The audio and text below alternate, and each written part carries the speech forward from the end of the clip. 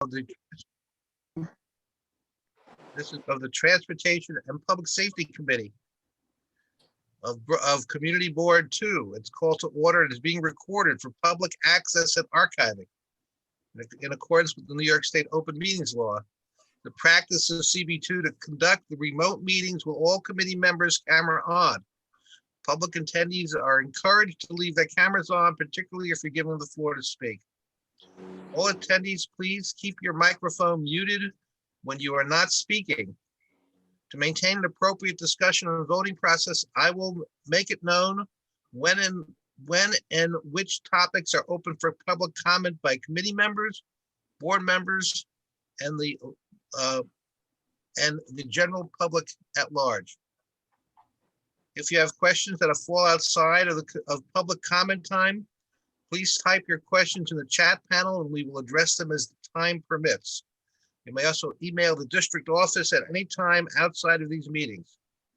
We are committed to providing access for all our neighbors, regardless of physical ability or limitation. If you require accommodation or assistance for full participation, please contact the district office 72 hours before any public meeting. I don't believe that any accommodations have been requested. We ask those who are speaking to in presenting use plain language, speak at a moderate tone, and frequently, well, I'm not going to do that. The committee secretary will now conduct a roll call. Members should speak their name with their camera on. Chair Sidney Meyer.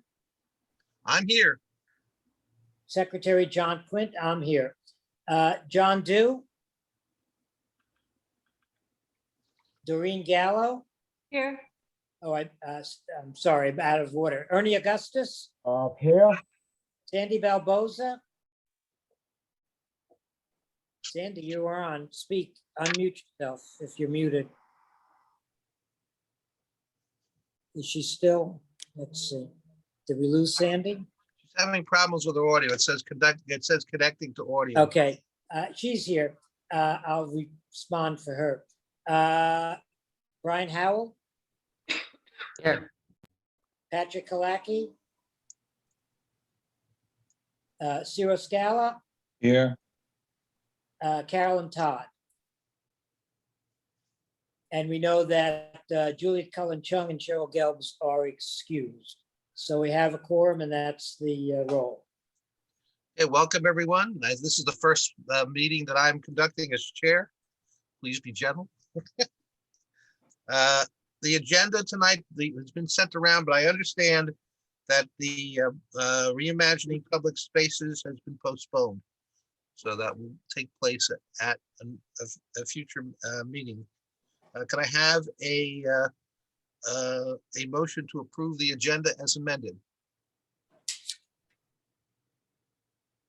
Sarah and John, thank you. All in favor? Anyone opposed? Thank you.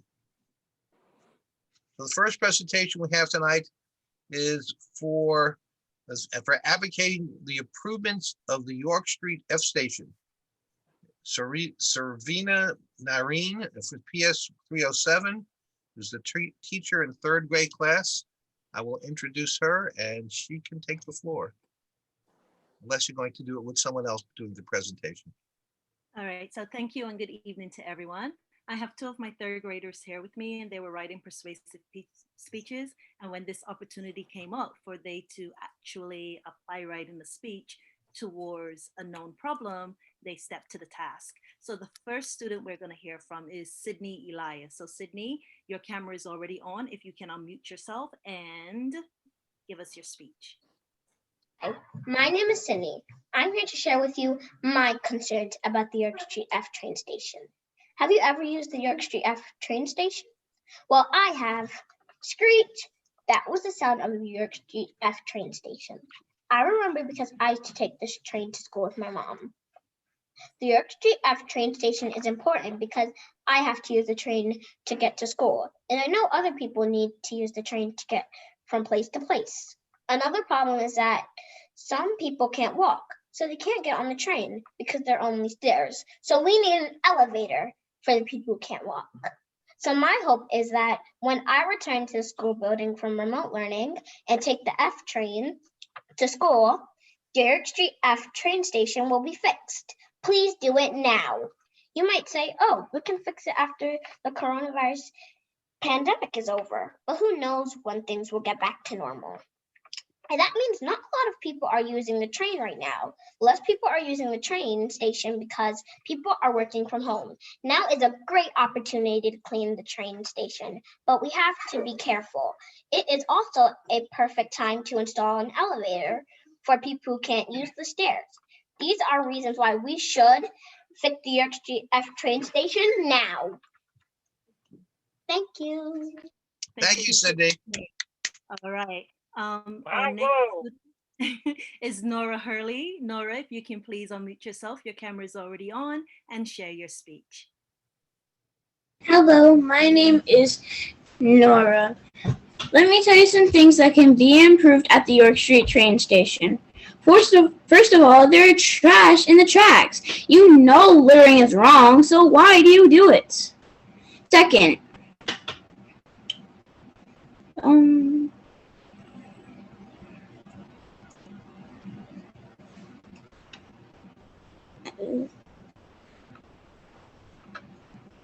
I apologize, I'm really nervous. You're doing great, Nora. Take your time. Don't worry. We're here to hear. Listen. We're here to listen. Don't worry about it. Okay. Nora, it's Principal Carol. Don't worry about it. You're doing just fine. You can do it, Nora. I believe in you. With the We recording, all believe in you. We love you. ask Mr. Ronnie to play the recording. Do you want us to come back to you? You want to start over, baby? You'll come back? Ask if they can come back. Yeah. Okay, no problem. No problem. We can, or the other option, remember, Nora, is you have it recorded. If I'm able to share my screen, I can share the screen and show your speech. Whatever you want to do. Okay, she's nodding yes, so I have it available on my screen just in case the students didn't show, and I'm able to show the speech on my screen.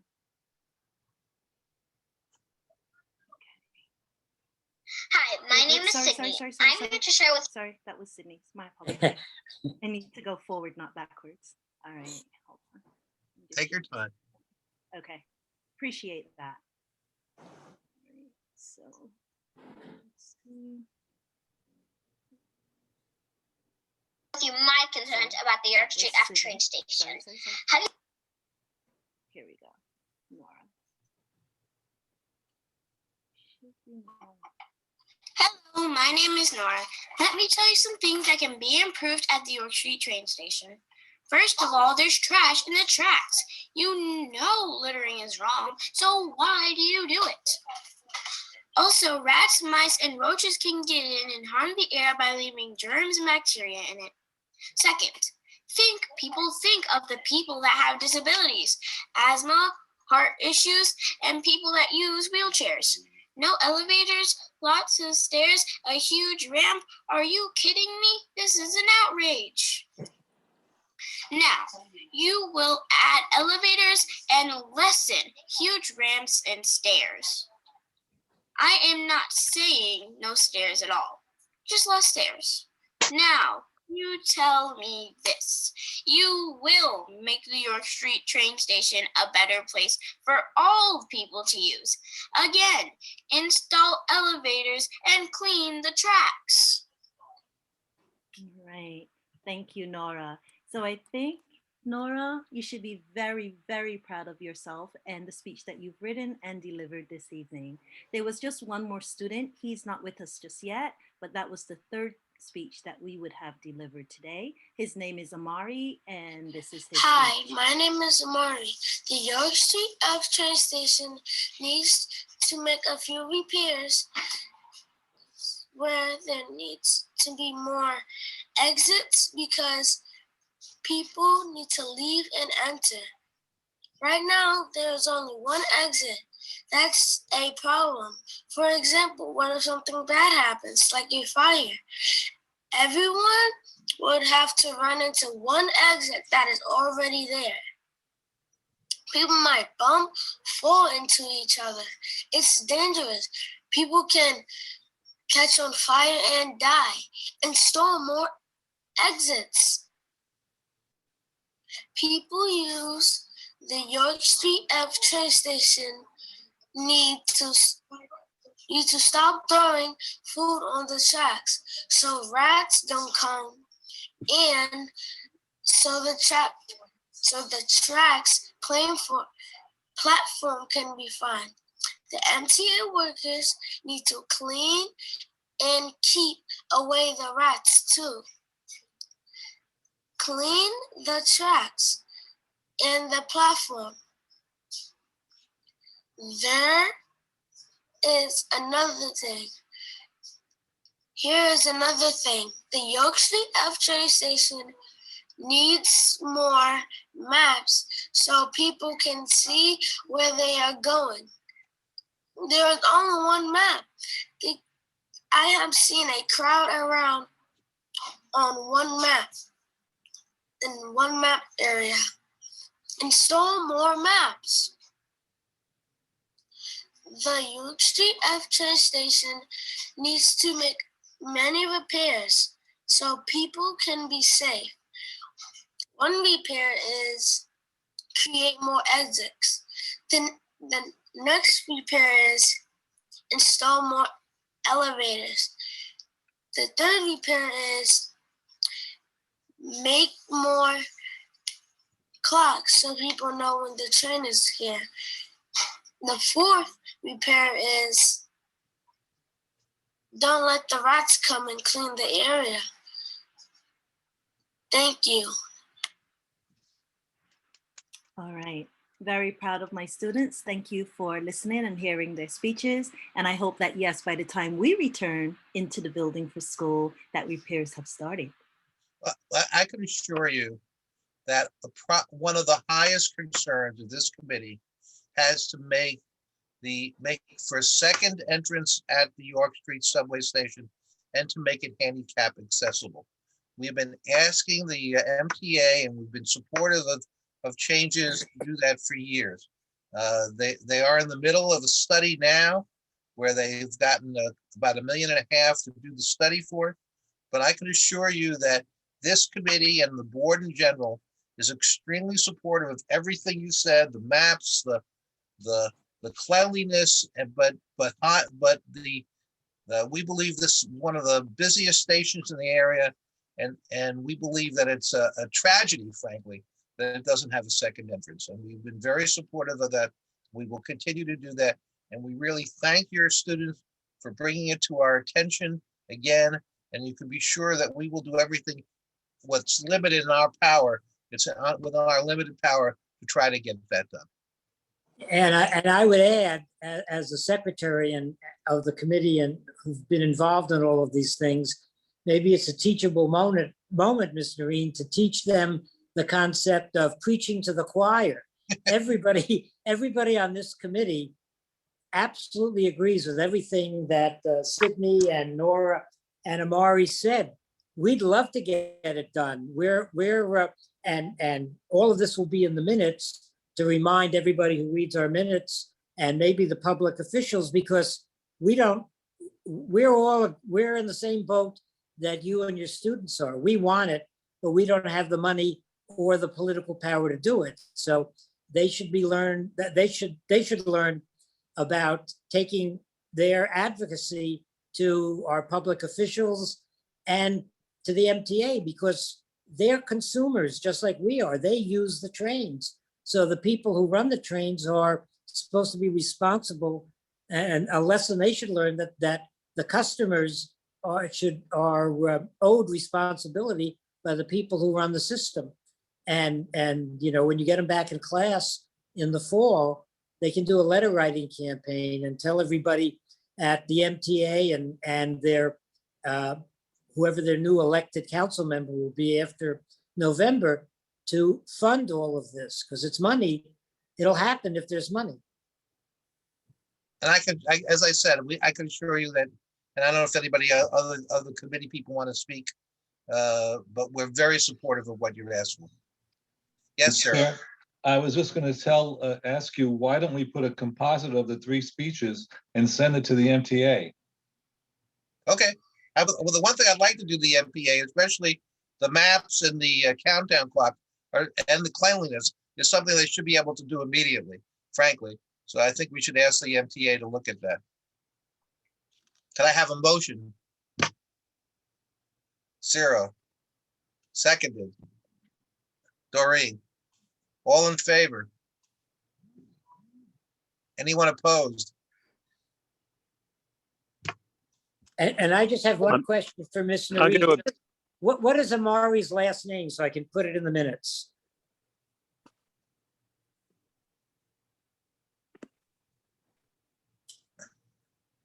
Ms. Amari Narine, you're muted.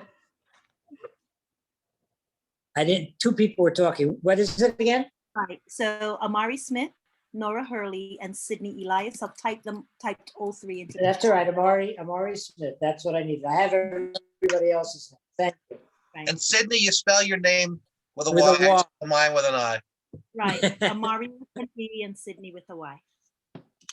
And just as a quick thing, I have to abstain on that vote for work reasons. Oh, Patrick, you've joined. Okay, Okay, thank you. No, So noted. no, you're not abstaining. You're conflicted out. You're conflicted out. It's different. Okay. I wasn't even here. That's okay. You're definitely conflicted out. And Karen, Sid, and I made my way through the password. Sorry about that. Thank you. Sid, can I just quickly say thank you, Ms. Nareen and students for doing that. It's incredible. And just wanted to say that, there's a bunch of us on from Dumbo. And we really look forward to working with you guys and Latrell and everyone to, I see Deborah on as well, and to really getting this done, So thank you so much for using your voices. It was incredible. Have you written to the state assemblywoman and the state senator for this area? Because frankly, that would help us. Yes, of course. And Nick DeSantis is on, and he's one of the folks in the neighborhood that's running point on this to try to build No, momentum. I know you have, but I will have the students. Have we got? Oh, yeah. Can we get one from the teachers and copy us to the state assemblywoman, who's Joanne Simon, and to the state senator, whose name just escapes my head. But Bridgeport. yeah, because it's real that because they're the ones who, because it's an MTA, which is state run, and anything you can do to help us, frankly, to get the money, we really would appreciate. Okay, moving on. Again, thank you for the presentation. The next presentation is Department of Transportation for the Albee Square street seats. And who's presenting? Hi. Jessica Kronstein, hi. Hi, Jessica. So I can also share, or I was also going to share screen because that's great. Okay, allow there to screen share, please. Jessica, you should have it. You should be Yep, able to. Thank you. Got it. Can you guys see my screen? Yes. Yes. Great. Okay. So I've been here before for other street seats in the past. So this one is for Albee Square West. Before I start, just as a little bit of background, during the pandemic, previously a lot of our street seat partners had been restaurants and coffee shops. They all went to open restaurants for pretty obvious reasons. During the pandemic, to make it so that other institutions could sort of open their doors in the way of open restaurants, we worked with other institutions like Brooklyn Public Library. I think there's one in your district, and other entities like the Downtown Brooklyn Partnership, to create street seats that abide by open restaurants guidelines. This one is a little bit different because it's in a no standing zone. So that's why we're here presenting rather than just sending you a letter of notification along those lines. The site where this is proposed is in front of the City Point entrance right here. Again, it's no standing, but it's the history of that regulation is it was changed in the 90s, seemingly at the request of the community board in the bid.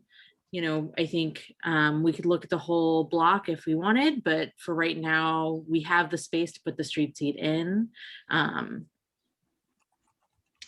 The street seat would look very much like the one that's already out on Lawrence Street.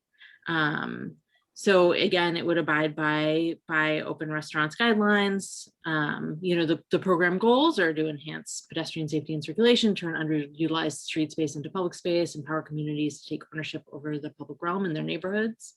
And as I mentioned, we work with partner organizations all over the city.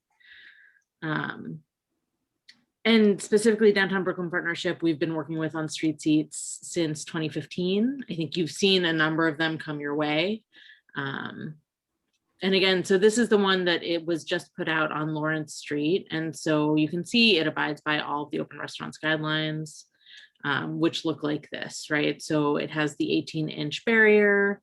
It's a completely contiguous barrier with some reflective elements. And so again, looking a little bit closer, so it would be about 30 feet long. It would have the accessibility ramp. Again, those 18 inches of planted area along with the movable furniture and the benches. And again, at the entrance to City Point. And then, you know, as you guys know, we work with the Downtown Brooklyn Partnership. They would take on the day-to-day maintenance of the street seat. It's public space, so it's completely open to the public, but they would take on things like litter removal, sweeping, taking out and putting away furniture, as well as horticultural care. And that's it. Any questions? Can I ask a question, please? Sure, yeah. I'm familiar with the street that you're talking about. Is the street itself going to be closed off now with the new seating? No, it would just look like this. So it would just be, take up about the space of 1.5 parking spots. But again, right now the curb regulations are no standing any time. So it would just be taking up space. It wouldn't be taking up parking spots. Okay, I was just asking because I know there's an Uber pickup spot on that block. But it'll be okay. They still have plenty of room. It's only 30 foot. Yep, exactly. It's only 30 feet. But by the way, it should be board members or committee members first. I don't know. Can you identify yourself? Who's asking the question? I'm sorry, Deborah Macbeth. That's okay. It's Deborah. I would have allowed it, but I just want to know. It should be board members or committee members first. Then we go to the public. Yep. Sorry, Sid. I'll let people answer. Okay. Is anybody else who wishes to speak on this? What are you seeking from us? Approval, letter of support? What? Yeah, letter of support would be great. Yeah, that's Okay. what we're looking for. And who is asking for this? The Downtown Brooklyn Partnership?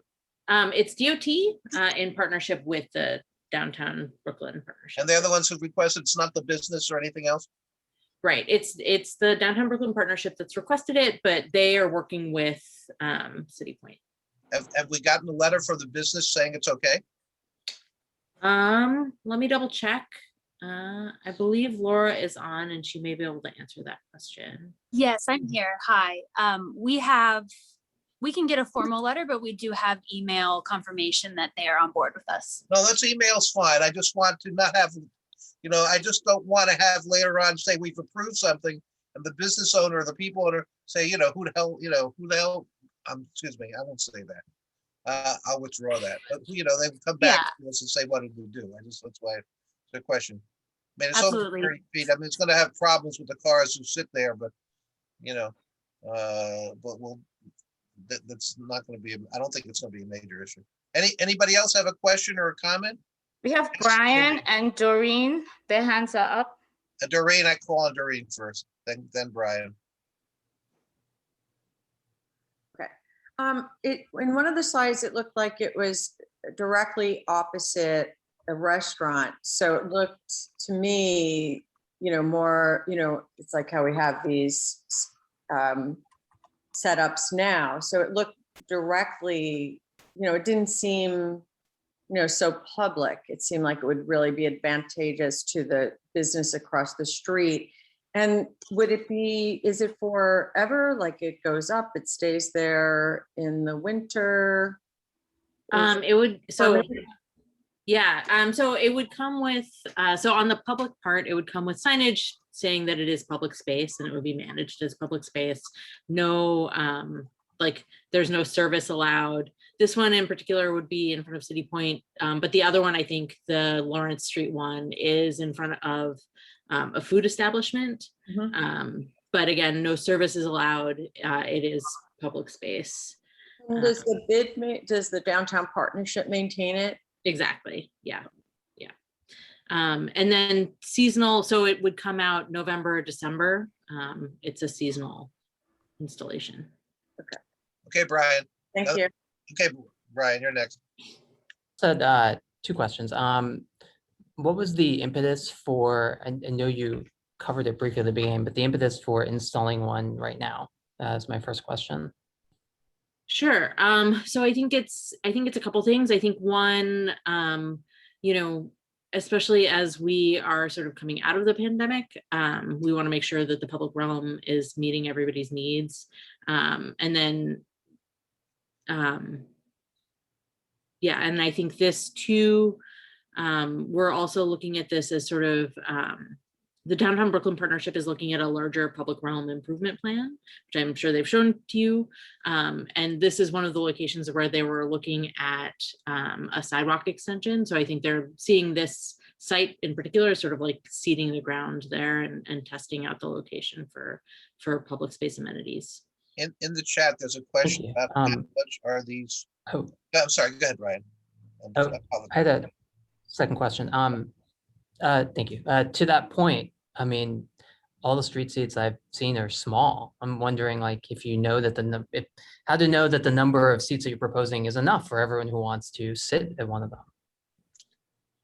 Oh, that's a much harder question. I mean, I think that's why we do things sort of incrementally, right? So, if this proves not to be enough seats, then we could come back with a larger street seat next season.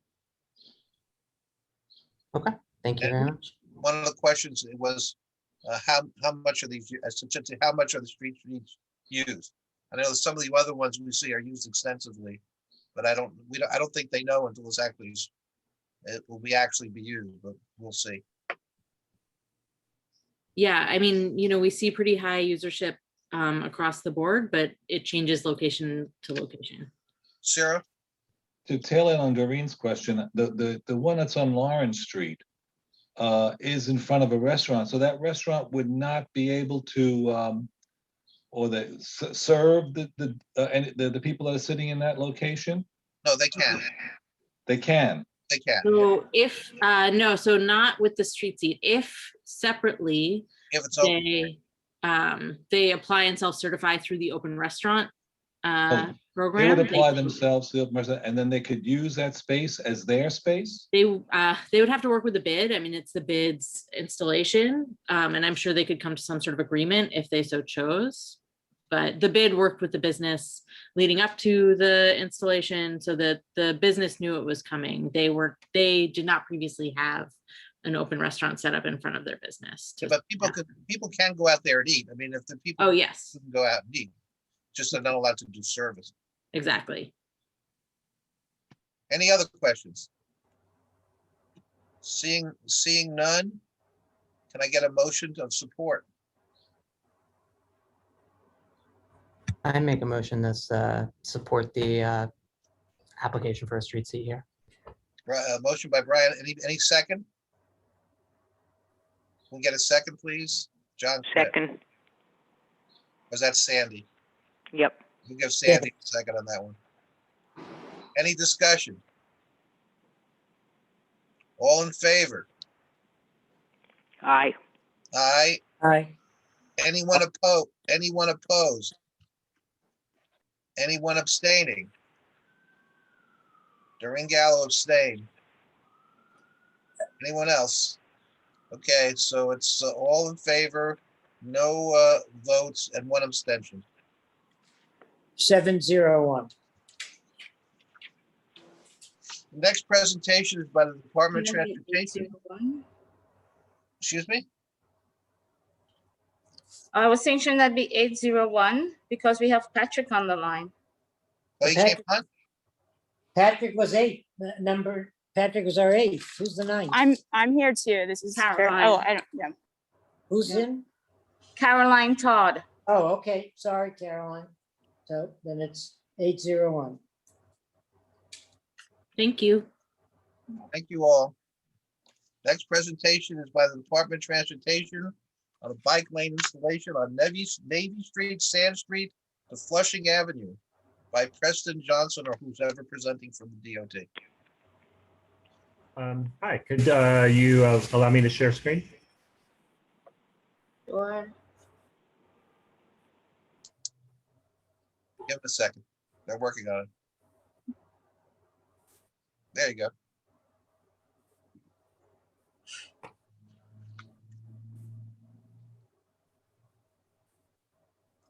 Just one moment. Okay. Okay, so thanks for allowing me to speak about the proposed street redesign on Navy Street. Like you said, my name's Preston Johnson. I'm a project manager at New York City Department of Transportation.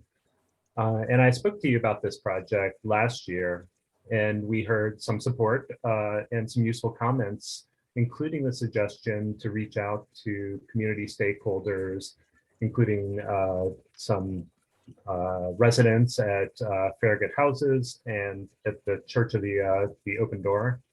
And we did do that. And in that dialogue, we heard concerns about parking and traffic and safety. And I hope that I can address some of those issues tonight. So the project area, it's only 1 block long.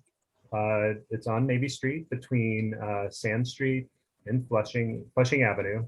But I hope that I can demonstrate that this is actually a more important project than that can improve the street for everybody using it beyond just the short extents of the project limits.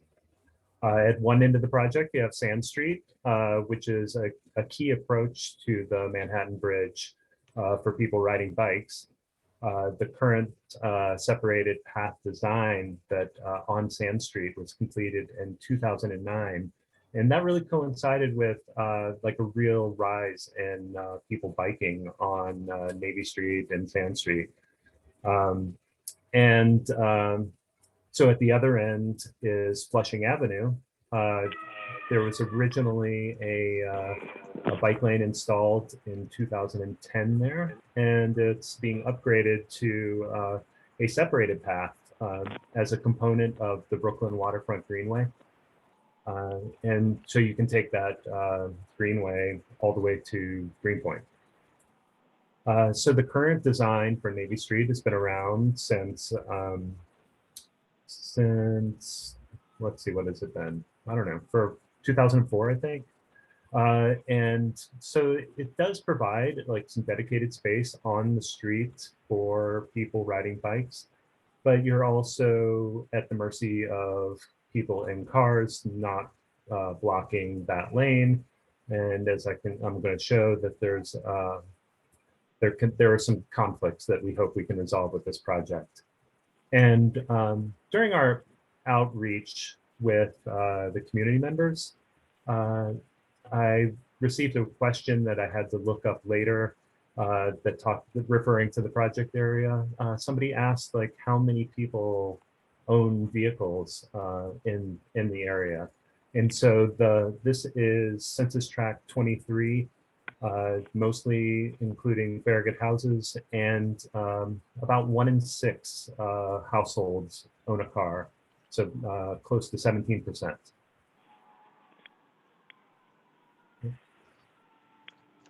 So Navy Street sees a lot of bike traffic that goes to the Manhattan Bridge. We've seen nearly 3,000 bikes in a 12-hour count, around 4,000 in an 18-hour count. But as I mentioned, these bike lanes can be vulnerable to double parking. And this left turn from Navy to Sands can also pose difficulties. Navy Street sees a lot more crashes than you would expect for Brooklyn. It's in the top 10% of Brooklyn streets. So we're mostly looking at the severe injuries, and you can see that cyclists represent a lot of those. And one of the things that we heard in our outreach to the community was sort of maybe the historical data, the trends of crashes and injuries on Navy Street.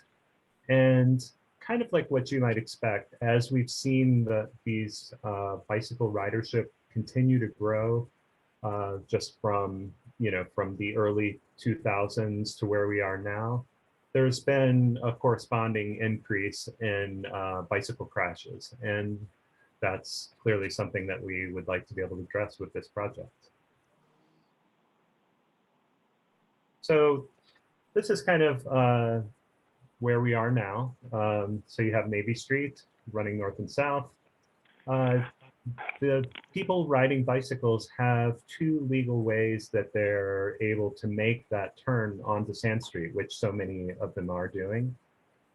They can continue in the bike lane, and they can go through the intersection and wait kind of where you see that, where you see this arrow, kind of, and wait for the light to turn coming out of the Navy Yard. And then they can progress in kind of a two-stage movement. They're also permitted to leave the bike lane and kind of continue with traffic in that left turn lane, and then make the left turn lane as if they were a motor vehicle. However, something that anybody familiar with this area can witness is that we often see a lot of people on bicycles avoiding a lot of congestion, which happens here. And so often you might see the bike lane is blocked. You might see just a lot of cars kind of also queuing up to make this turn. And so as a result, you see people on bikes going against traffic, maybe riding in the bike lane on the other side, trying to avoid all that congestion. And that's not something that we want to see. And we want to offer them, those people, kind of a safer alternative to address this unsafe behavior. So just to run through some of the design goals that we have for the project, we want to upgrade this bike route to Manhattan Bridge. And that involves reducing the conflicts between people on bikes and in motor vehicles. That should have lower wrong-way cycling, fewer turning conflicts.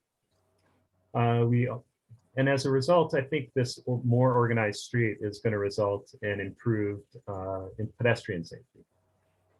And we also think that it's going to result in improved cyclist safety and comfort, just the lowered stress levels that you have when you're riding a bike and there's somebody in the bike lane, or just the negotiation of kind of cutting over two lanes of traffic. But we're definitely aware of the motor vehicle traffic situation, and we don't want to do anything to worsen that situation.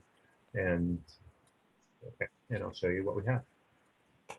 So our proposed design, if you look on the left side, so this is, we're looking north here, this would be the Navy Yard on the right and Farragut houses on the left. So you can see the southbound side on the left is pretty much the same as it is now. You're going to have the parking lane still. You're going to still have that that southbound bike lane, you're going to have, and the travel lane. And the travel lanes all basically are the same. You got one in each direction. You have the left turn lanes, both at both at Sand Street and at Flushing Avenue, going southbound. The difference is alongside the curb alongside the Navy Yard, the east curb, instead of the parking lane and the bus stop and the bike lane, we're going to upgrade that bike lane to a two-way bike lane and provide a kind of a buffer in between the travel lane. And so I think this is providing additional movement flexibility for people on bikes, being able to go either north and south and make that connection to the Flushing Avenue Greenway. And it's also providing a greater distance between the traffic for those northbound cyclists as well. And so it does entail removing the parking along this curb as well as the bus stop, and I will show you where those will go. So this is, not to make it confusing, but this is kind of turned on its side. North is to the left. This is the Navy Yard curb. And here is the proposed protected bicycle lane. And on that northeast curb, or let's see, I guess southeast curb is where the bus stop currently is. And we're going to be relocating those bus stops. There will be put on the far side of intersections, which is actually the MTA's preferred configuration. It's a way that kind of works better for the MTA. And so on going for the southbound buses, that bus stop will continue to be where it is. And as I was saying before, the parking will remain as it is, and the bike lane will. So that that if you are on a bike and you go south, you'll have that kind of flexibility. You can stay in the existing bike lane and continue down Ashland, or if you think that you're going down Flushing Avenue, maybe taking the protected bike lane is a better option for you. So just to clarify, the existing bus stop here, one will be located on the far side of Sand Street, and another will be located on Sand Street on the northwest corner of Navy and Sands. And so this is a project design type that we have in various forms kind of used around the city. And we really experience improvements in safety. It's pretty typical to see a 15% drop in crashes with injuries, a 21% drop in pedestrian injuries.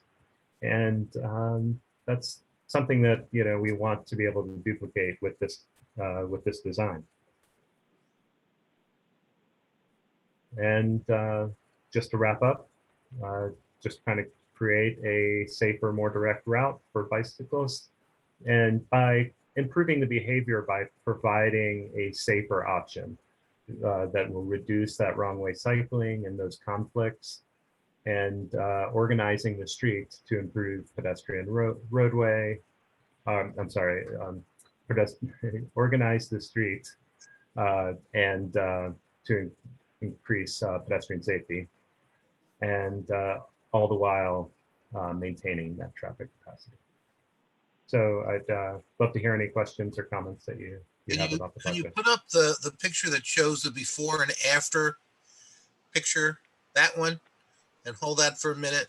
Sure. While and because I want the picture left up, I would ask anybody who wants to speak to write in the chat or stick your hand up so I can see you. Anybody want to go ahead, John? Yeah, and actually, if you could go to the slide where you showed the red arrow and the two green arrows that go Yeah, thank you. Now, so that red arrow indicates that northbound bikers even now choose to go into the southbound bike lane to make that turn. So they're not only endangering themselves, but they're endangering the southbound bikers to make that illegal turn, to make that illegal swing. There are some people that do that. And then why, okay, but why are you maintain, since you're gonna now have a north and southbound on the Wegmans, on the Navy Yard side, why not eliminate the southbound lane and move everything over and allow the parking to remain? Or Because there does continue to be a bike lane going down Ashland. And so we think we would, I mean, it's just the shortest route. It would be, you'd be asking people to cross the street and then cross back over going south. If but aren't you also, but you're asking the northbound traffic to not do what they do anyway. I mean, it's just you have three bike, two southbound and one northbound bike lanes on a street that at a cost of taking away parking. And I don't know, you said you spoke to the stakeholders at Farragut and Church of the Open Door. Were they happy with it? What's their reaction? Do they like the loss of the parking? Or were they? I don't think anybody ever likes the loss of parking. Okay, but what did they say? You engaged with them, but was it positive or negative engagement? Right. So yes, we engaged with them, and we heard their concerns. They are not supportive of losing parking, but ultimately we are trying to improve safety on New York City streets.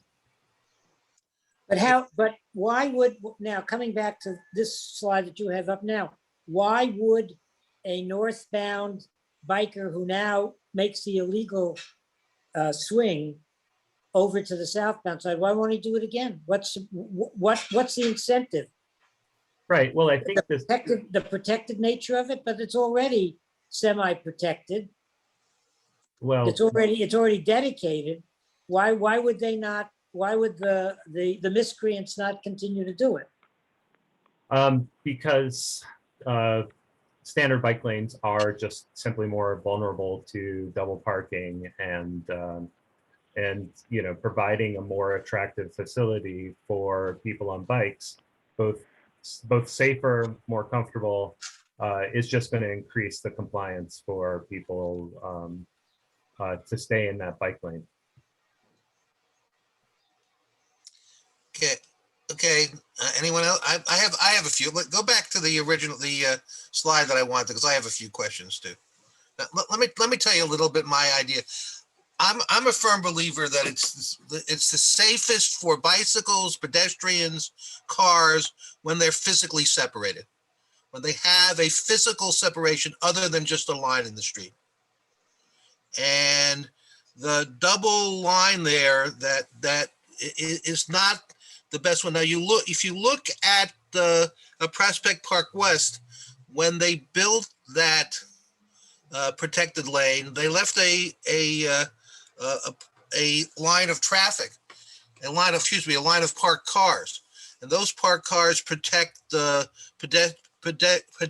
bicyclists better. And frankly, if you did away in the proposed way with the southbound bike lane and allow and cut the travel lanes to 10 feet each, you would be able to leave the parking on the outside of the new two-way lane, just like they have on Prospect Park West, and protect the bicyclists much better, even though they might have to cross the street down a block down, but it would protect them much better, and frankly would force them to stay on that and not make the left turn by going across the traffic. because their cars would be parked there. I do like that idea. I feel like we are several feet short of having the sufficient width to do that. Well, you need our- 7 feet. You need 7 feet. Yes. Our engineers want 11 feet for bus routes and truck routes for a moving lane. Well, take away from the yellow protected middle. Yeah, I still feel like that we're short. They also want 8 feet for that floating parking lane like you see in Prospect Park West. Well, there's only 7 feet on the parking lane on the other side. Right. I mean, I think they feel that the floating parking lane sort of offers Well, additional challenges. if you cut down the hatched area next to the bike lane from 3 to 2, you get it. Yeah, I I understand. I mean, I'm completely sympathetic with your ideas. I mean, we also. I want to add one other point. Yeah. You know, parking is becoming increasingly expensive. You know, they talk about that to get a parking space in Park Slope, it's $300,000 to buy a space, at $1 million in Manhattan, and you've got people in Farragut houses, 1 in 7 who drive, and the only people who are going to be able to afford parking are people who are going to be able to pay $300,000 or $100,000 for a parking space. And frankly, given where this is, I would like to see, and we can talk to the committee because it's not my decision, but I think that it protects the bikers better. It may not be exactly perfect, you know, but you have a 10-foot lane there, travel lane now for the bikes. So I just don't see why and that gives a protected bike lane. It gives with cars parked next to it, which will protect the bicyclists in a much more effective way. Can I comment, please? This is Latrell. Go ahead. There was a question asked about the Farragut community. The Farragut community was totally against the proposal. They came to the Farragut community and they were supposed to come back, but instead they disrespected us and they came directly to the community board instead of coming back to us, the community at Farragut. We had a discussion with them. The TA president, the members of the Church of the Open Door, the residents, was totally against the proposal. There was, I don't know if you know, Sid, there was over 300 signatures and letters that came from the Farragut community, came to the community board, went to Lori Cumble's office, went to DOT. So the Farragut community is totally against this project. We're not against bikes. We're not against bikes. We wanted a way so we can have both combined together. And, you know, we could have the bikes and the cars together like they have in the Upper West Side and other areas. But we was not included in the conversation. And then when we was included in the conversation, they chose to still do what they want to do. Not including, it's going to be more than 14 parking spaces. When they came to the committee meeting in June, what they claimed that they was already approved, that it was never approved. And then they said it was approved in the summertime, and it wasn't approved in the summertime either. So they came back. We discovered it's more than 14 parking spaces. And it's going to be more parking spaces because it's going to be 2 locations of buses that's going to be taken up now, not just one. So the Farragut community is very upset. There's members of the community is on this call tonight, and hopefully they could have a chance to voice their opinion. Like we're not against bikes. We want to come to a common ground that we could all work together and be part of one. And thank you for letting me speak at this moment. You're quite welcome. Doreen, you want to speak? Yes, I want to follow up on what Latrell is saying. When our Attorney General was a councilwoman, Council Member James, at the time when they did some rehabilitation on that, she worked with the community and they did not want things like planters or, you know, they they really just wanted to enhance parking. And she said they didn't want a tree. The community was very specific and very clear. And I just think that DOT, I know I live in Dumbo, so I've been with DOT, you come to this committee, you have a great thing. But I really feel that this, and I love dedicated bike lanes, don't get me wrong, I do.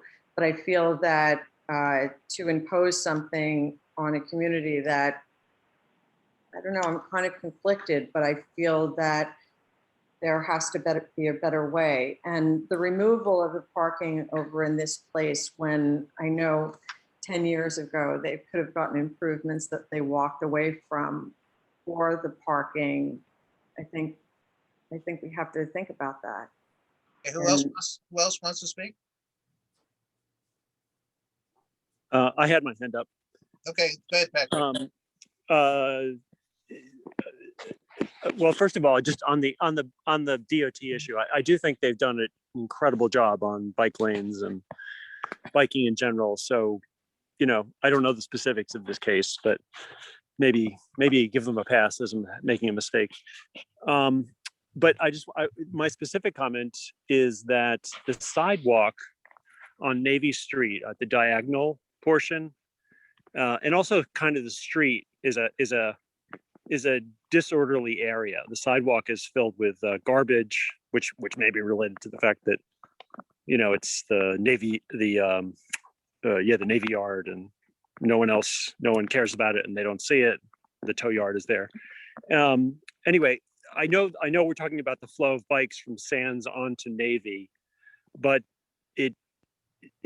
there's a lot of disorder right nearby that might be creating, you know, this is just for your input, as input for your consideration, might be creating disorder that leads to this sort of, you know, less orderly behavior by bikers, by pedestrians, maybe by cars. You know, I think there's a lot of cars there that are parked not so nicely. So, okay, that's all. Anybody else want to speak? I'd like to speak, please. And who are you? Farragut stakeholder. Can you identify yourself? A Farragut stakeholder and resident of Farragut houses. Excuse me, Ms. Hudson, 1 second. Yes. So you may have some members that have indicated they want to speak that have not yet spoken. Okay. That will be, well, Doreen just spoke, Caroline, Brian, and Ernie. Okay, I'm sorry. The committee members should speak first. So what order is that, Caroline? You want to speak first, as long as you're on? Get Ernie. Yeah, you know, DOT really have to accommodate the community. The presenter, he just made a very flippant remark, which I find disturbing, that you know, they just have to live with it. And nobody has to live with that. You know, parked cars don't endanger anyone, but to take away parking from a community like Farragut, or for anybody, is a negative. You know, I don't quite get it. The insensitivity that people have families, that they have to either take to hospitals or do shopping or anything else to that effect. It affects their quality of life. And this sort of anti-car, anti-parking thing is just horrendous. And this cannot stand. I just don't quite get it. The church, the community spoke. They sought to be accommodating, but you could never get a consensus from DOT because they don't want a consensus. They just want people to capitulate. That's been the modus operandi of DOT. Why is it so hard?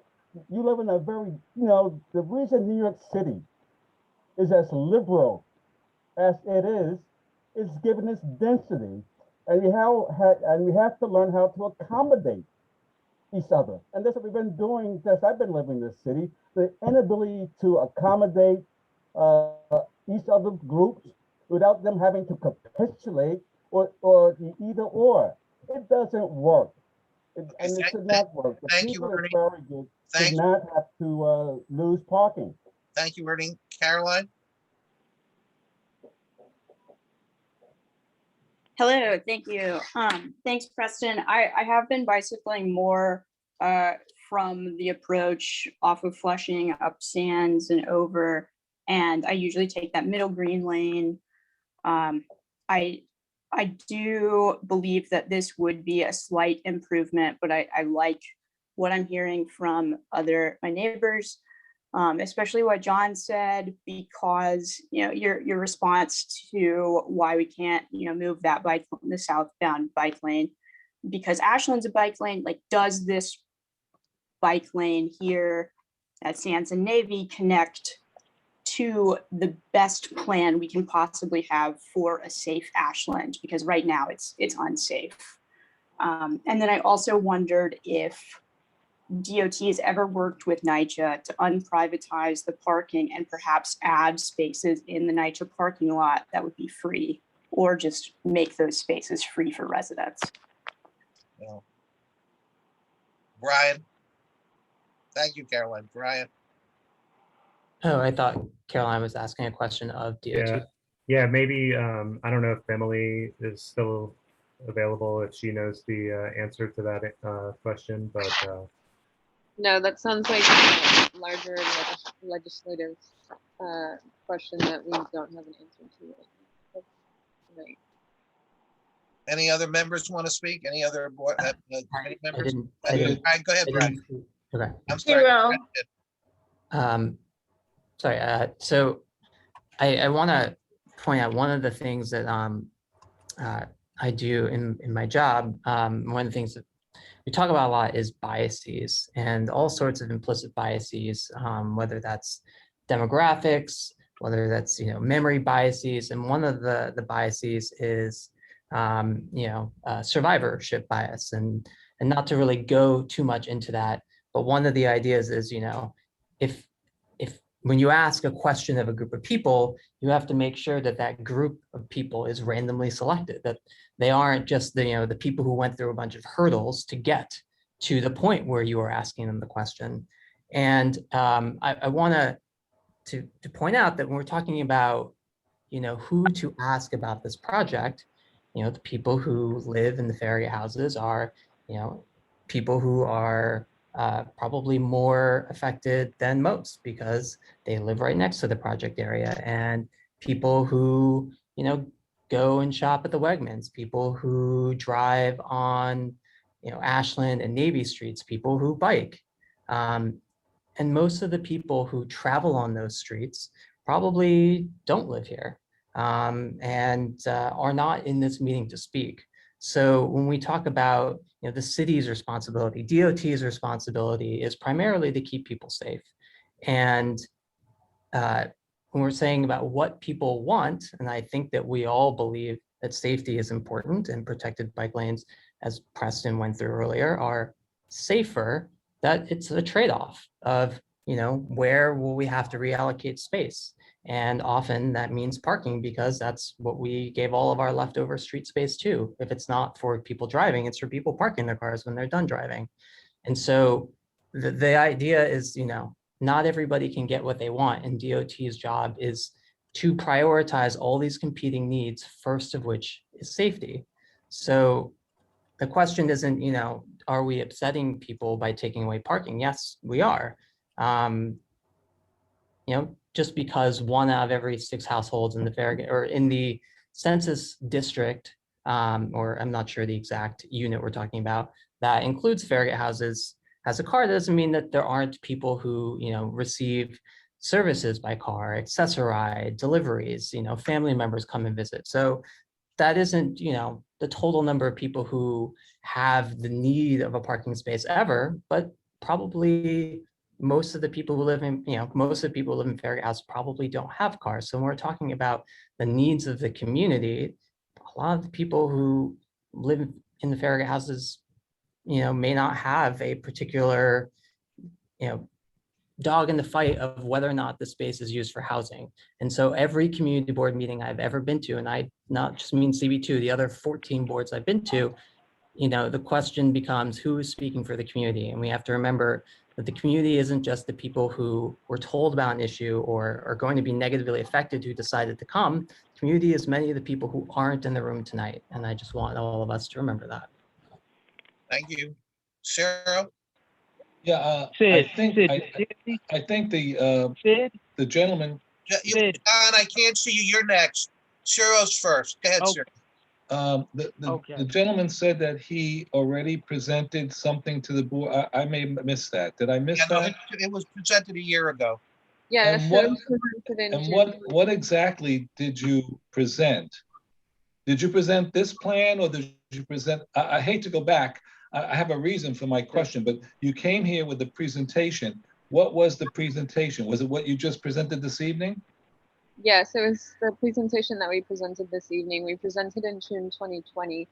And what were you asking for when you presented it? In the meeting notes, it becomes a question of clarity, or what exactly the meeting notes say, because it said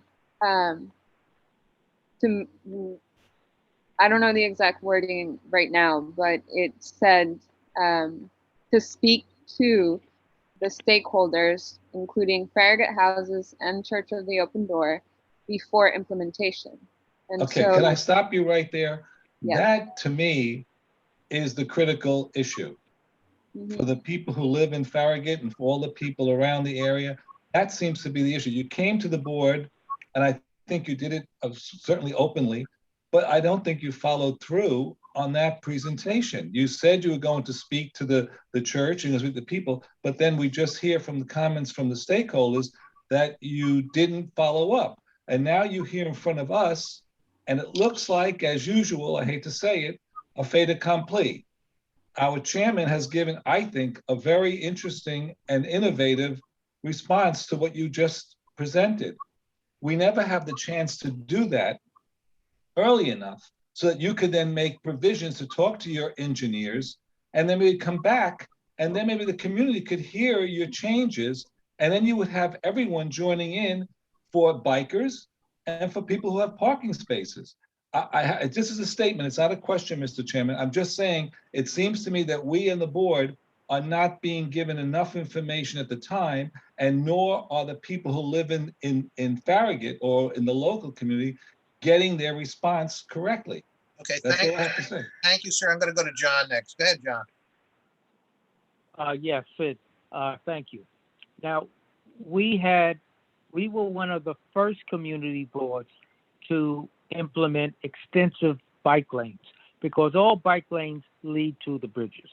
This is going back probably 20 years after we had DOT remove the first bike lane in Brooklyn from Myrtle Avenue.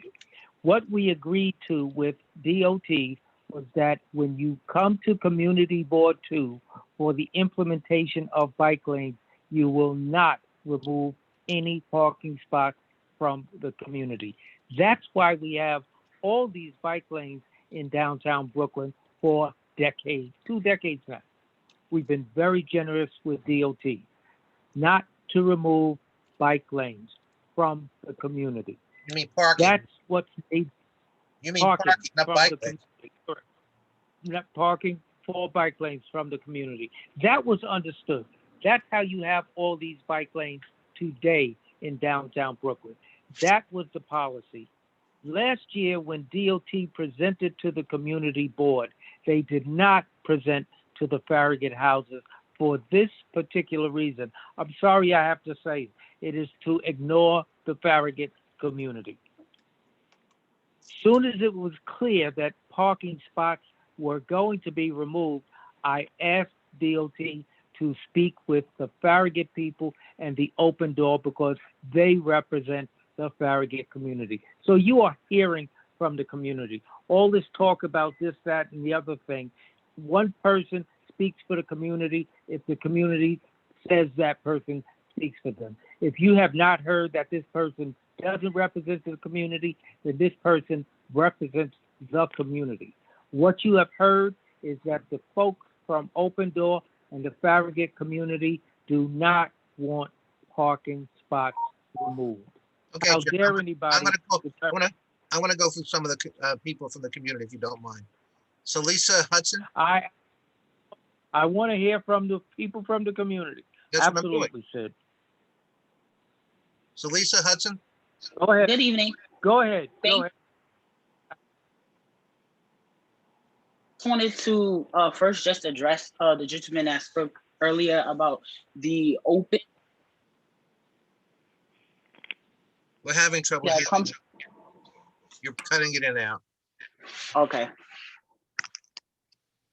Can you hear me now? Yes. Okay, I just wanted to address the gentleman that spoke earlier about the all communities, including the cyclist community, that should be represented in the meeting. We just want to say, as the Farragut stakeholders and myself, just that we are not against bikers. So that's just the first thing we want to say. I just feel like this plan is a poorly designed. The capital projects that are happening on the Flushing Avenue, which is an extended bike lane that carries far from the BQE all the way to the next exits of the BQE coming down to Navy, are built in the sidewalk. So if there had been planning with the DOT in the city, the Navy Yard, to wrap that said bike lane around the same block because it's enough space that is permitted. That is an elongated sidewalk, which has to be at least 25 feet wide. So the same way that they built the bike lane within the sidewalk along Flushing Avenue, they could have continued the bike lane and let it wrap around the Navy Yard and continue this Navy block up until Sand Street, which is something that we mentioned to DOT in our meeting with the Farragut stakeholders. However, that was something that was also shut down as well. There are better ways to implement this bike lane and allow for parking to be maintained. However, they don't seem to care or want to listen or hear any ideas on that, which is evident in this meeting as well, because the gentleman spoke earlier and offered them many other options in order to get this bike lane done and also to retain the parking in the area. So I just want to be clear that Farragut is not against cyclists and extended bike lanes. They're important. They're important for the future of the world, the environment, etc. People that want to bike should be able to bike safely in the city. However, there are also people who need their parking as well. And if there is a space that will allow everyone to have what they all need versus just eliminating the needs of others in the interest of another group, that is what we find unfair. And I feel like this is a regular occurring thing when it comes to the residents of Farragut, that the interests of other groups, other communities are always ahead of the Farragut community. Anyone else who wants? Thank you. Thank you, sir. So who else wants? Can I respond to that? Sure.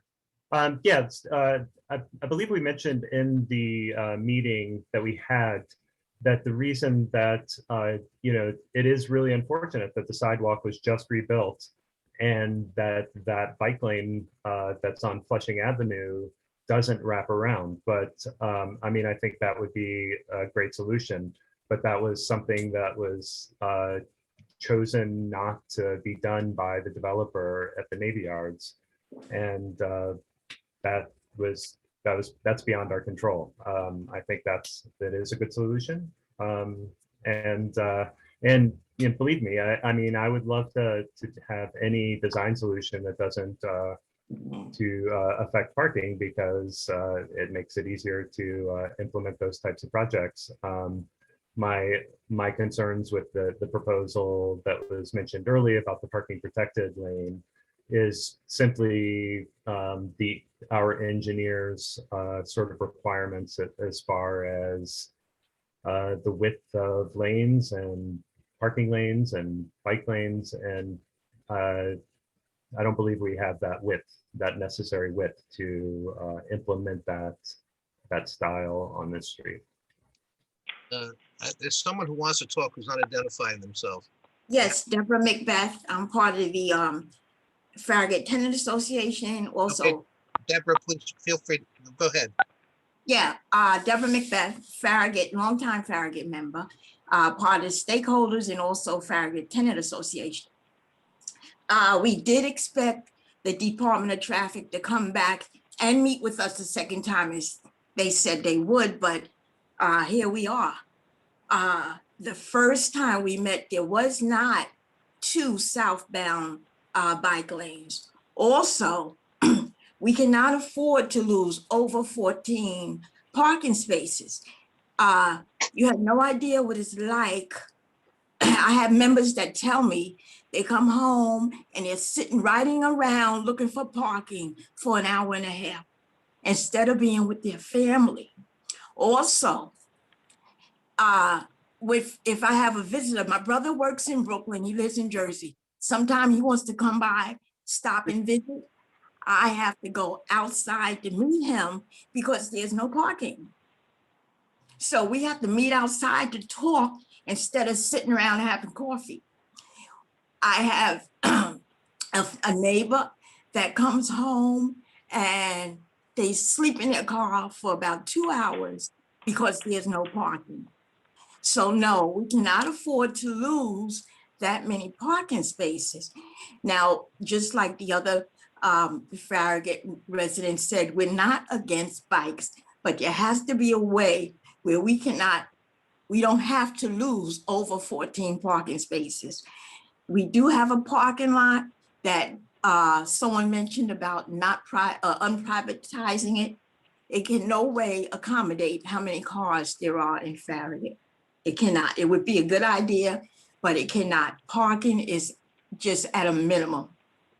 And we need those parking spaces. So hopefully, I like that a protected bike lane. It seems like the thing to do, but hopefully we can come up with another plan because we're not against bikes. We said it more than once. Deborah, thank you. Anybody else want to speak?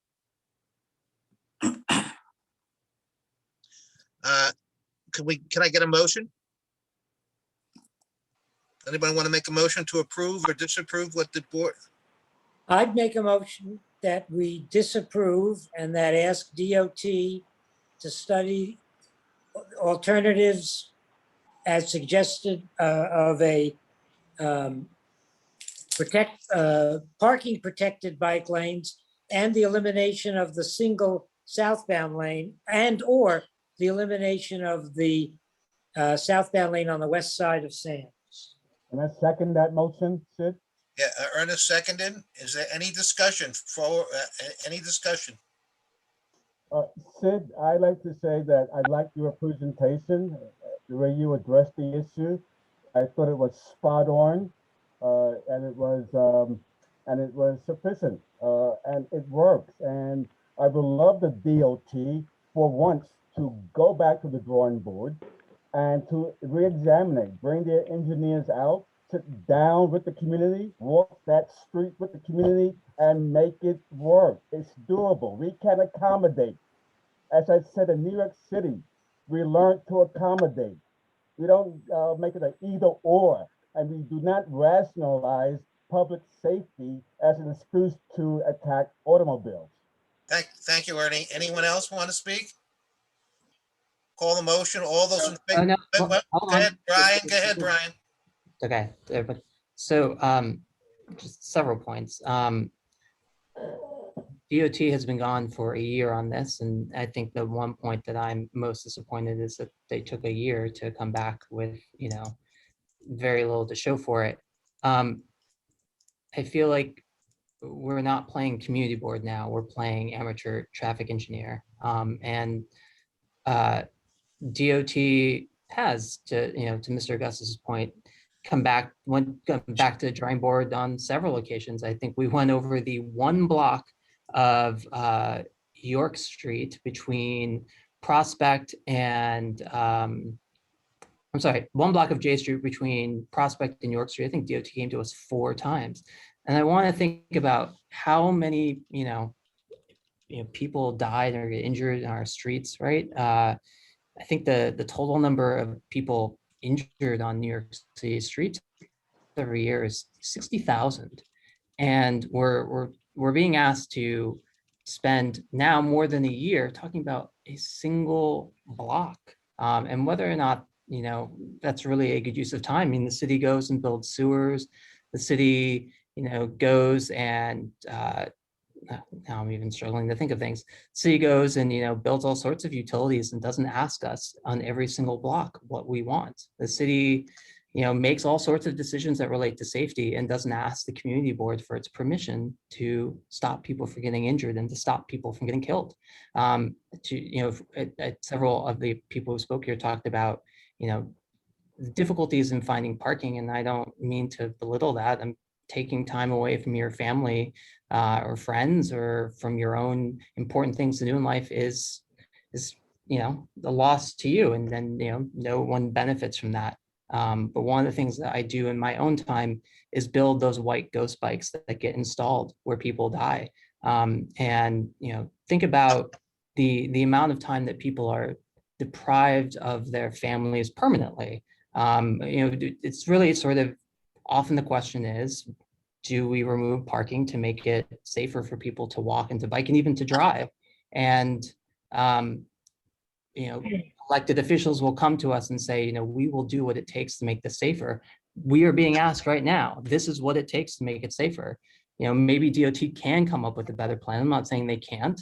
I don't know. Several of the ideas that have been floated seem to violate DOT's, widths for lanes that carry buses and trucks, the sidewalk width next to the Wegmans narrows before the intersection. There are many points that, maybe there is a better plan, maybe not. But if there isn't a better plan and this is all that DOT can do, we are being asked to make the choice of what is more important. And I don't think we should have that ability, but. There's so many committee members now. Motions, I so just many want to committee say members. that I have faith. I have faith in DOT. They have engineers who are imaginative, who can imagine and are knowledgeable. We have leading scientists who can figure things out. I don't dispute that DOT is limited in terms of their traffic engineers. If we could get to the moon, we could get around Sand Street and Navy Street. The thing about, I don't deal in absolute. Okay. If you think there's going to be absolute no death safety on this earth, you're going to have to think that through. Okay, But they should go Ernie, back. I'm going to stop you. Is there anybody else who wants to talk? I'm going to call the question. Caroline? Sid, call the question. The Farragut community does not. Caroline first. To. Caroline first, then I'll call the question. Okay, Caroline. Thank you, Sid. I was gonna say that I'm gonna vote no on this motion because it's really important to pass these bike lanes.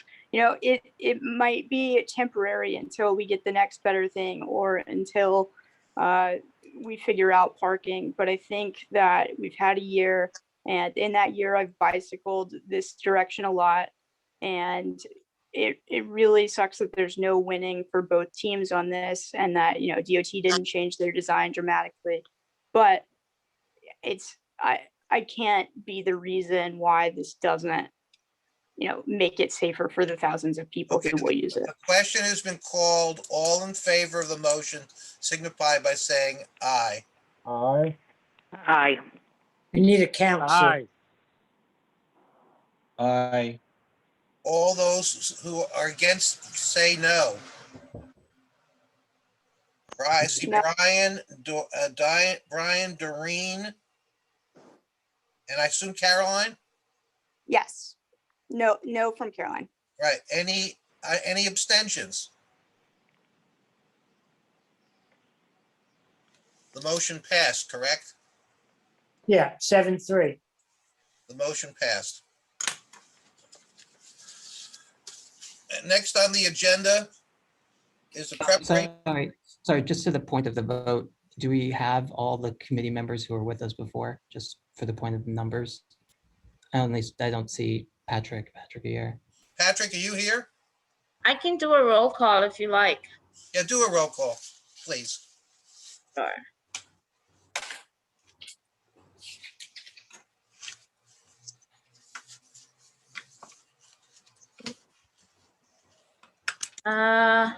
Ernie Augustus. Yes. John Quint. Yes. Oh, Sandy's not with us. Yes, I'm on the phone. Yes, Sandy, Okay, here. sorry. Sandy, I'm for the motion. So that's yes. John Doe, Yes, a loud yes. Doreen, Counts just as- Doreen Gallo, Oh, sorry, no. Brian Howard, No. Patrick Kilaki. Not hearing Patrick. He's not here. He had to go to pick up his kid. Okay. Sydney Meyer, Yes. Ciro Scala, Yes. and Caroline Todd. No. 630. Thank you. Thank you, Preston. I don't know, I got 530. Yeah, I thought it was 530. No, Ernie, me, Sandy, Dew, Meyer, Scala. That's 6. Okay. Augustus, Quint, Valboza, Dew, Meyer, Scala, no. Howell, Gallo, Todd. 6-3. Okay, preparation of the year 23 statement of needs and budget priorities. Yes. Can you explain to the people who's on a call who don't understand what just happened? The motion was to disapprove. The motion was to disapprove unless they did a number of things. And we disapproved we did not approve what the DOT has presented. Which of course doesn't mean they won't do it. Right, it's only a recommendation, and when, that in the end, the DOT has the ability to do it over the community's objection. But we would hope that they would take back what was, I believe, constructive criticism, and people who are supportive of the lanes, but we're also supportive of the needs of the community, which includes, frankly, the parking. Okay, thank you. I just wanted so everybody who's on the line can understand what just happened. No, that's fine. I'm happy to explain. Some people first time on the line, so I'm happy to explain. Thank you all. Just wanted to point out, Latrell, I'll be contacting you to set up another meeting afterwards.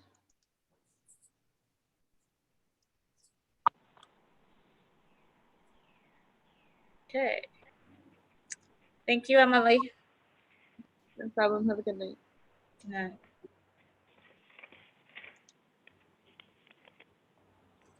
Hello, everyone.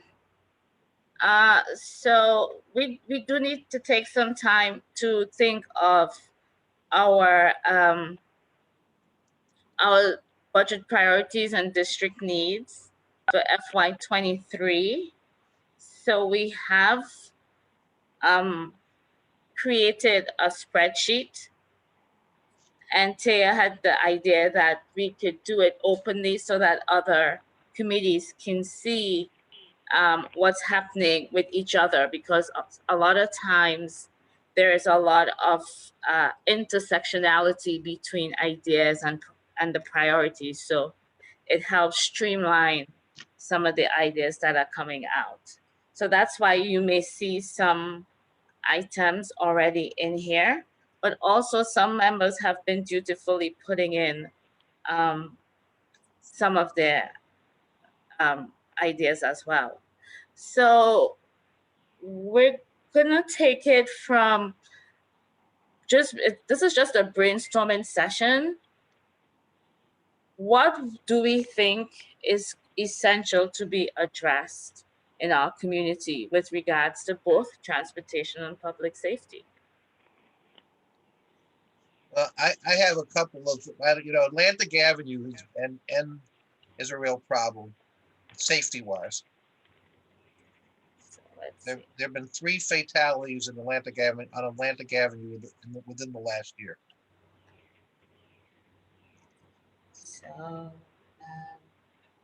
So I'll write that.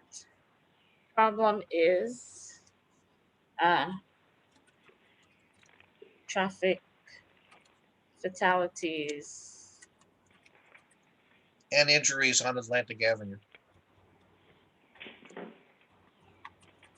And that's probably from Atlantic Avenue at Hicks to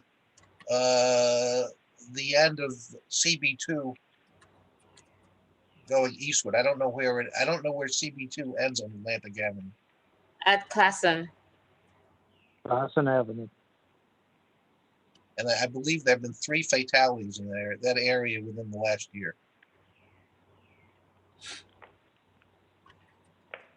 You know, they just announced that they're going to spend $36 million on McGinnis Boulevard. And I think Atlantic Avenue is more dangerous.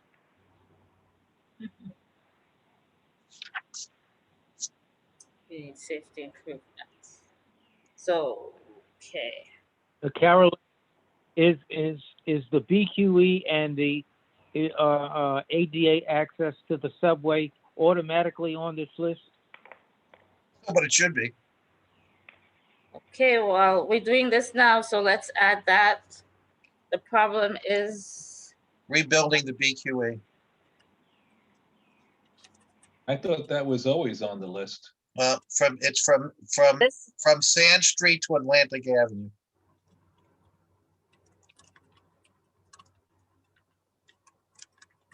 And making ADA compatible all the subway stations within the district.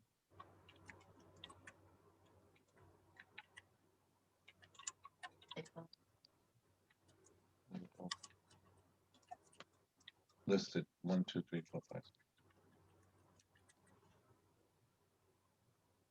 That was the pasta. Huh? Oh, really?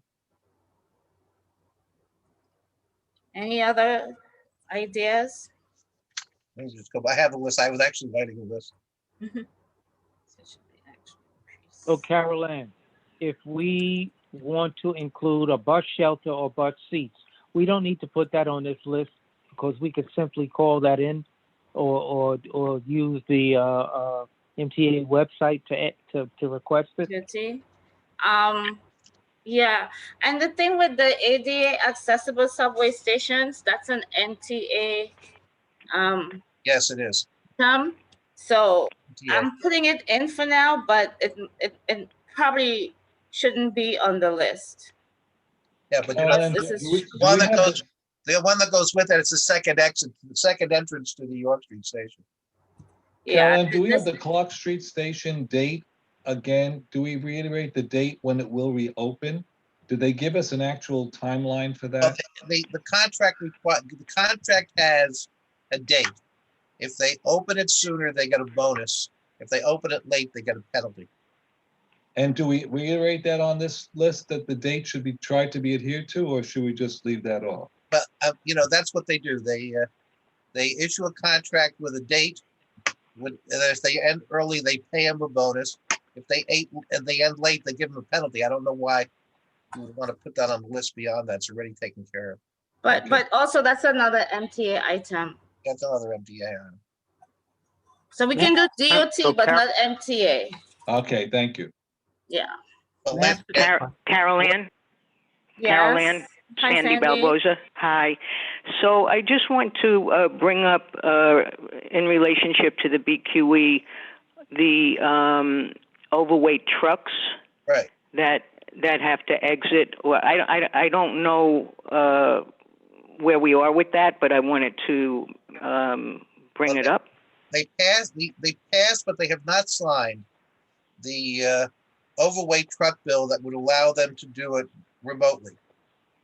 All right, that's the governor's. Carol Ann, can you explain the letter that I sent to Senators Kavanaugh and Simon, Assembly Simon today? No, I haven't read it. I actually haven't seen it. I'm sorry, John. Not a I have problem, many balls but in the air. I'll I read it, explain. John. It was very interesting. Yeah, It was a very detailed letter. basically, it is to explain how ticketing trucks is going to stop the trucks from traveling on the BQE cantilever. That the ticketing was explained, but the rationale and how it's supposed to actually discourage trucks was not explained. Unfortunately, I could not get through on the phone yesterday in time enough to ask Senator Kavanaugh that question.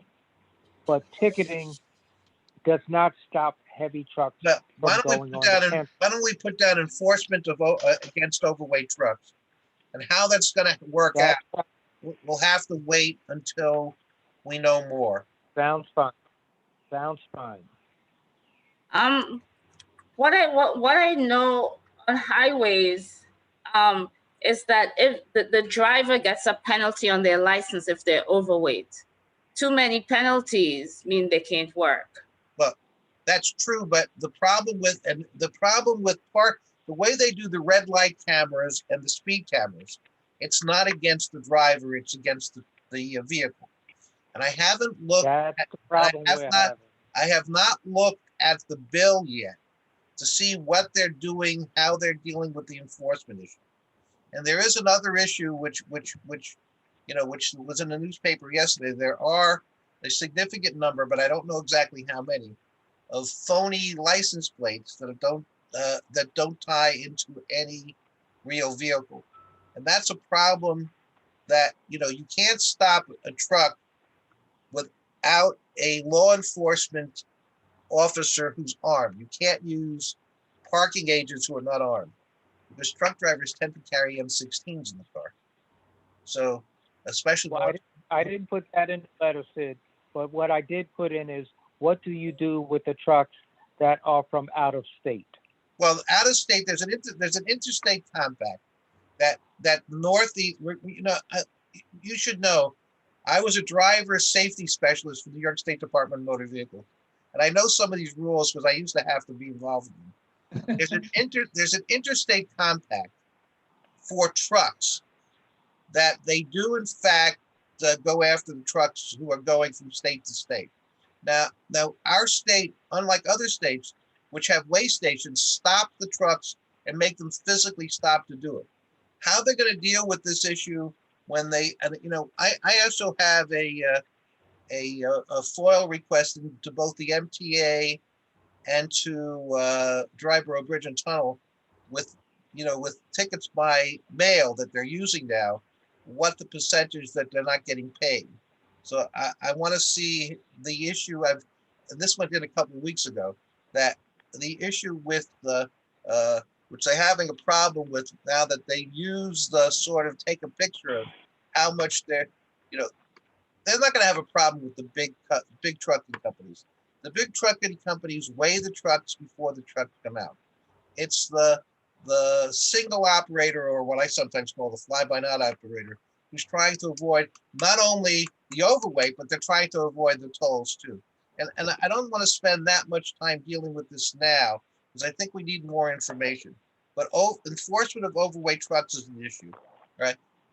So do we have other things that we want to add to this list? I would like to actually take a step back, and this is supposed to be a brainstorm. And I don't, every time we go through this process, I feel like we end up with like a bunch of individual items that are a collection of the things that we think are important, which might be district-wide important, but B, it's really unclear how likely these things are to becoming realities. And I'm wondering if there's a targeted way in the doc. I really like the way this doc is presented, saying, hey, this is what we want. This is why we want it. This is when we want it to be. This is a proposed solution.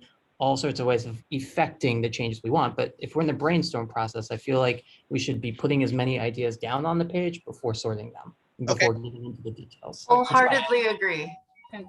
So let's get some more ideas. So we need an update on this Brooklyn Queens Greenway. but that's not a budget item. That's a need, but we're talking about budget needs. Needing to get an update on the Greenway, we can just ask for that. Please do.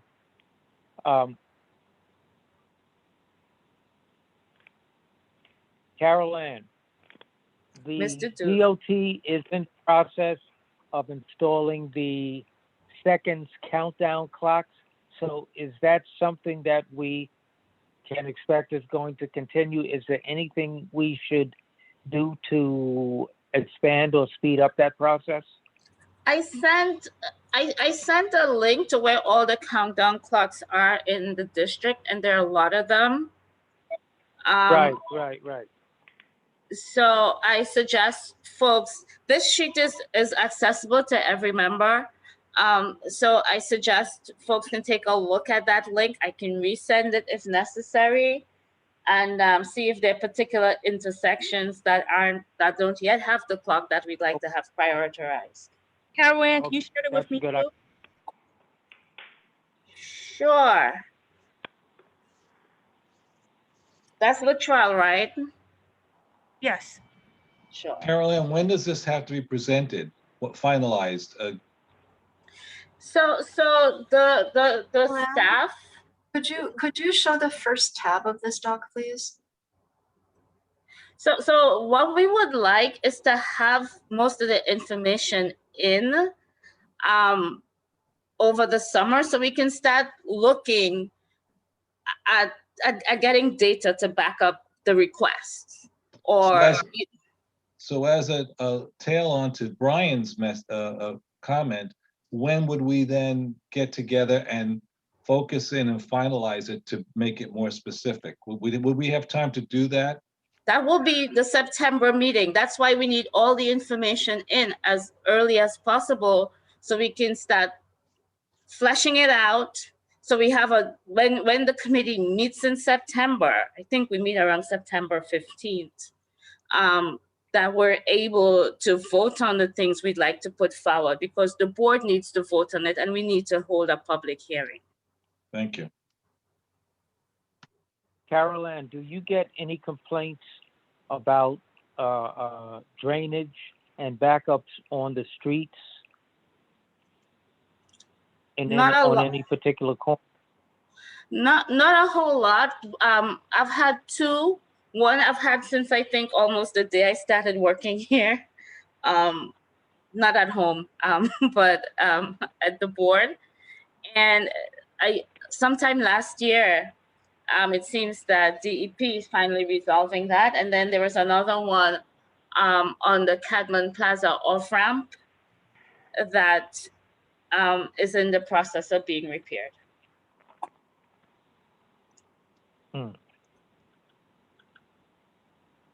And Carol Ann, is there anything about Furman Street that about what street? You understand is Furman. I haven't heard anything. There was some discussion a while back about changing directions or making it one way or something like that. There's nothing. No, it has to remain two ways. They can't make it one. With all the stuff that they've put on it, it has to be two ways. Because the way they changed the bus traffic. They brought it up, so we just need to find out that it's dead. Well, I don't know for sure. That doesn't mean it's not going to come back up. I don't know if this is part of it, but there were articles in the paper about many scooter drivers driving on the sidewalk in all that area and disrupting and really hitting pedestrians with these bicycles. So I was just wondering, is that part of our safety? Could we say something about that? Because I think it's increasing. I think some articles came in the paper recently about that. Yeah, someone was killed on the Upper West Side. Yeah, I mean, I don't know what kind of, was it a certain kind of bike or something like that where they just ride on it on the sidewalk and the pedestrians are being killed or injured. Either a scooter or a motorcycle. Not been clear. What is that, Brian? The person who was killed on this past week was killed by somebody who struck them and drove off with either a scooter or a motorcycle, the exact. Yeah, that's what I'm talking about. Is there something we could put in to this that sort of, can we look into that or have them look into, or is that anything else we can do about That's an that? enforcement issue, but I think the police have announced that they're gonna increase enforcement, but we can put it in. I would do that. Put it on the agenda anyway. Thank you for that, Cyril. One second, I just want to get the idea down. So we're asking to put in. Okay. Increase. What exactly is the F? Increased enforcement against scooters and other electric power. Yeah, electric is a good word. Unlicensed power. Wait, there's no proof that it was either electric or unlicensed. So, I mean, if we're talking about the incident that happened, this is. I'm not talking about the incident that happened. I'm talking about the general, the increase. The increase in what? In pedestrians being injured by people on scooters who drive on sidewalks or to make a shortcut to get on the sidewalk to go into the street, and they've hit pedestrians. There've been a couple of articles about that. I think the committee should have some notation on that. It should really be motor, so it's not, because Brian seems to. No, it's not bicycles. I know Brian is set on bicycle. I'm not talking bicycles.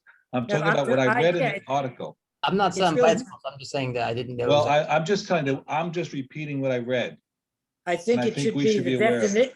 I think the definition should be motorized two-wheel vehicles. That includes That's perfect. scooters and motorcycles. Perfect. And mopeds. Well, that's all of that are motorized, and they're two-wheel vehicles.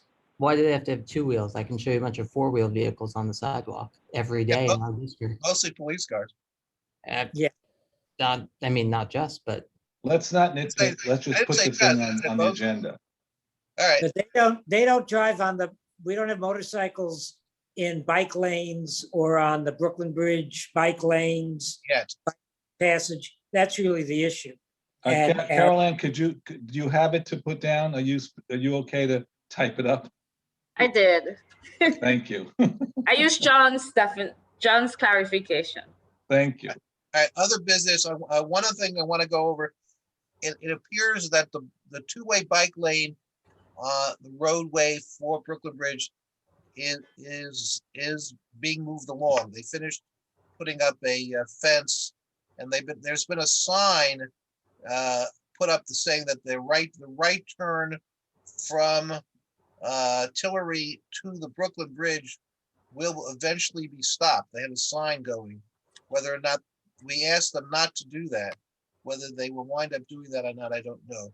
But And also, for those, I get emails from the Brooklyn Bridge outreach, and I just got one at 5:33, which says that DOT bridges will start nighttime closures. They call it the Tillery Street ramp, which means, of course, closing the bridge, closing the entrance to Tillery will begin tonight. Tonight. The closures are required for the conversion of the bike lanes and are expected to last until approximately July 17. And Monday through Sunday, that's 7 days a week, from 9 p.m. to 5 a.m.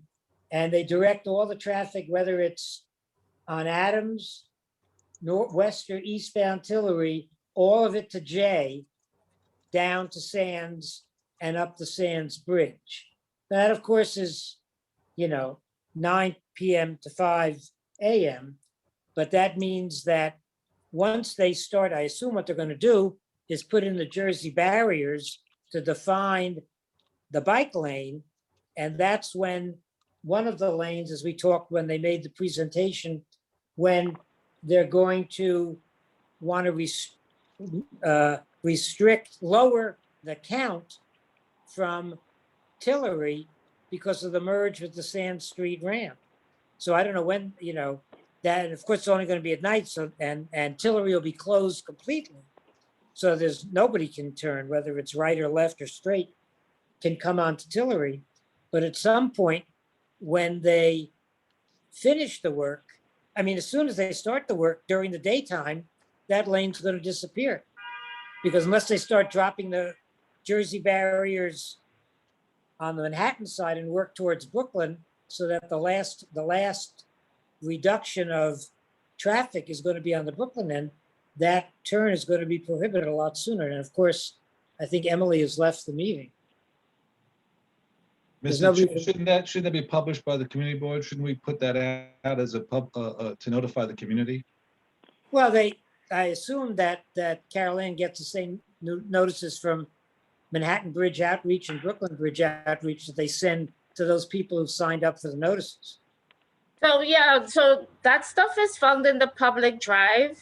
Okay. That wasn't something that we would normally publish because the liaisons do a good good outreach in the area in which they're working, and we get so many notices, it would be impossible for us to put each one out. But you can now find those in the public drive. Hopefully they don't take that away from us after, we go back to pre-pandemic rules. Because I think that's an important subject for the local community to know. Well, it's not so much for the local, it's for the foreign community who are coming to the bridge. Well, that's good The too. non-local. We the should help our non-local- foreigners also. The tourists are very important. Well, no, it's not the tourists who drive over the bridge. It's the Anything motorists. else? Anything else for other business? Do you know the construction Well, starts on Monday? Carol Ann, For the,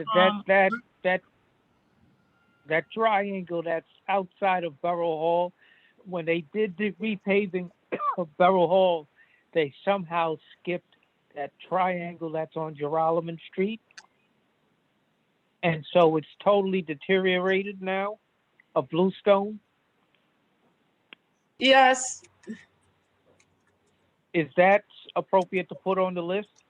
it definitely is. And they didn't miss it. It wasn't included because the area around Borough Hall was considered parks and the traffic triangle was considered DOT. I know that. That's why I'm bringing it up, because the first time they did it, they were done simultaneously, even though they're different agencies. The second time around, that did not happen. Okay, And anybody, so the triangle deteriorated. is there anybody who wants to speak on the community forum? Hearing none. I need the Motion approval to adjourn. approval of the minutes of May 20th. Are there any corrections to the minutes of May 20th? So moved. All right. Can I get a motion to adjourn from my first meeting? Motion to adjourn of the Congratulations. first meeting. Second, And welcome on board. Welcome on welcome, board. Sid. Congratulations. You made it through the first meeting. Condolences. Condolences. Condolences is perfect. You're right. Hey, Todd, you got to do the one in September. I know.